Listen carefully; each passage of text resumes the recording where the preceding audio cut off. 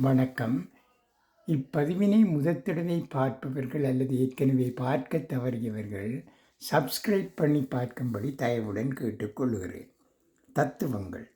வேலியை தாண்டுகிற பக்கத்து வீட்டு முருங்கியானது ஒடித்துவிடத்தான் ஒன்றுக்கு மூன்றாய் துளித்து கொண்டு வருகிறது. ஓர் இலை உதிர்கிறது அல்ல, இன்னொரு இலைக்கு இடம் விட்டிருக்கிறது.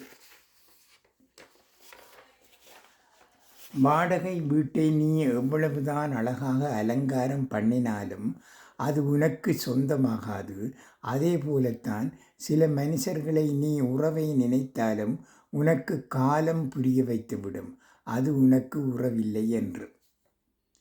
உன்னை கேவலமாய் பேசினவங்களை, உன்னை ஒரு ஆளாகக்கூட மதிக்காதவர்களும் ஒரு நாள் உன்னுடைய ஒரு கையெழுத்துக்காக காத்திருக்க வேண்டிய நிலை வரும். நன்றி, வணக்கம்.